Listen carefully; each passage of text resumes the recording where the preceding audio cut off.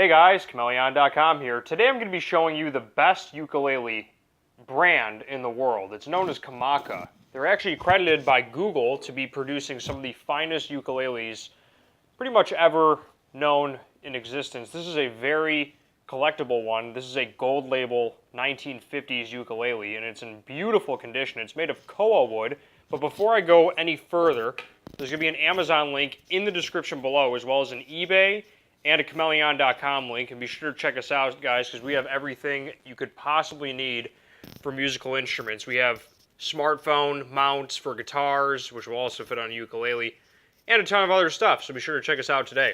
With that said, I'm gonna go into the history of ukuleles according to Wikipedia, and I'm also going to show you guys a few tidbits on why Kamaka is actually accredited for creating some of the best ukuleles in the world. So, to begin with, what is a ukulele? A ukulele is a member of the lute family of instruments. It generally employs 4 nylon or gut strings, or 4 coarse strings, like this one right here, as you can see. And some strings may be paired in courses, giving the instrument a total of 6 or even 8 strings. The ukulele originated in the 19th century as a Hawaiian adaptation of the Portuguese machate, a small guitar-like instrument which was introduced to Hawaii by Portuguese immigrants, mainly from Mandrea and Azores. I hope I'm saying that correctly.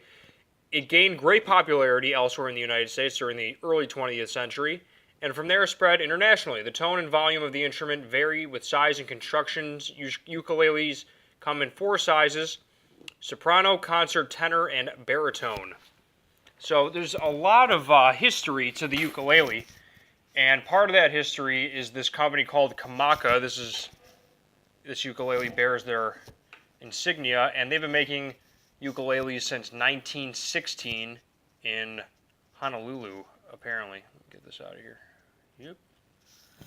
So, often credited with producing some of the world's finest ukuleles. So if you're looking for the best Kamaka ukulele price, you can get them on Amazon, I think, but you really want to check out eBay. There's a plethora of these things, so I'm going to have a link in the description below to make sure you get the best price for a Kamaka today. And if you don't want to spend that kind of money, or you're just starting out and you want a beginner one, I would suggest checking out Amazon. You can get, some pretty affordable options. This Amazon Choice one's only $60. Comes with a case, a learning CD. They have some pretty affordable options if you don't want to go all the way with a koa wood ukulele, which is what most Kamakas, I believe, are made of. Also, they're accredited for making the first pineapple ukulele. Just a fun little tidbit about Kamaka. So let's continue with the history of this.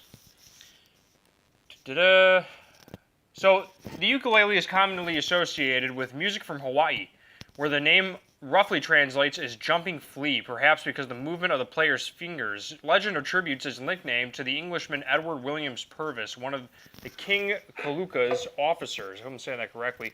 Because of its small size, fidgety matter, and playing expertise, one of the earliest appearances of the word ukulele in print, in a sense of a stringed instrument, is the Metropolitan Museum of Art's catalog of Crosby Brown collection of musical instruments of all nations, published in 1907. The catalog describes 2 ukuleles from Hawaii.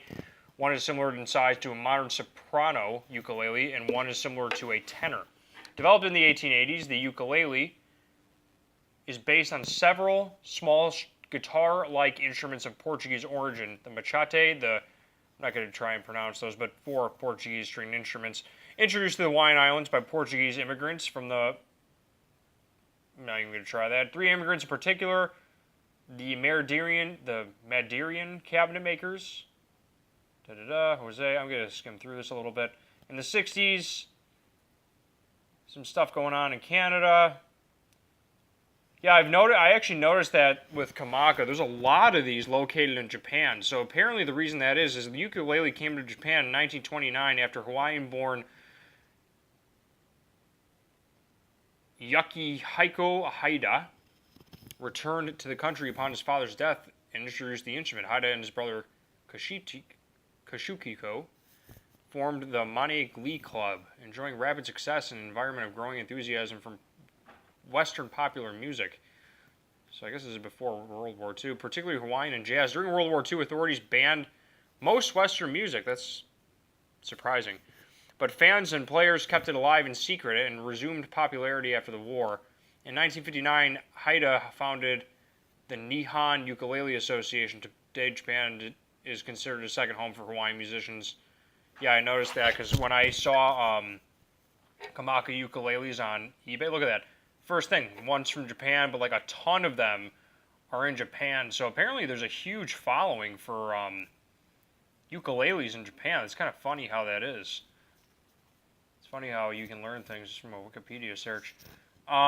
In the UK, the singer and comedian George Fombury was perhaps the UK's most famous ukulele player. Though he often played banjoline, a hybrid instrument consisting of an extended ukulele neck with a banjo resonator body, surged in the new century because of its relative simplicity and portability. Other famous British artist was Tony Award winner Tessie O'Shea, who appeared in numerous movies and stage shows, was probably twice on the Ed Sullivan Show, including the night the Beatles debuted in 1964. The ukulele's popularity in Britain continues to grow with Ukulele Orchestra of Great Britain, what's that about Paul McCartney's 2002 tribute tour to George Harrison? Okay, so he used ukuleles in 2002, I guess. A lot of post-World War stuff going on. You guys can read through this if you wish. No, I got time. I can read through this. The ukulele was popularized for a stateside audience during the Panama Pacific International Exposition, held from the spring of 1915 in San Francisco. The Hawaiian Pavilion featured a guitar and ukulele ensemble, along with ukulele maker-player Jonah Chmelaeon. The popularity of the ensemble with visitors launched a fad for Hawaiian-themed songs. So there's some stuff going on pre-World War II. Here's a boy in Hawaii wearing a lei, holding a Islander plastic ukulele, so that's obviously a beginner one. Post-1990 revival. So I'm guessing like surf culture kind of influenced this as well. After the 1960s, the ukulele declined in popularity until the late 1990s when interest in the instrument reappeared. During the 1990s, new manufacturers began producing ukuleles and a new generation of musicians took up the instrument. Jim Beloff set out to promote the instrument in the early 1990s and credited over 24 ukulele music books featuring modern music as well as classic ukulele pieces. All-time best-selling Hawaiian musician Israel Kama, that's good to say that, helped repopularize the instrument with his 1993 reggae rhythm melody Over the Rainbow. Okay, pardon me. Okay, we got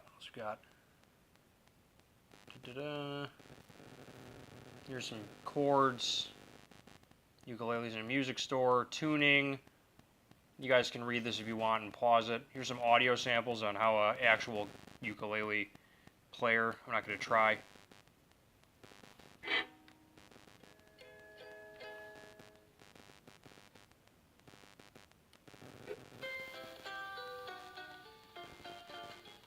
They failed to mention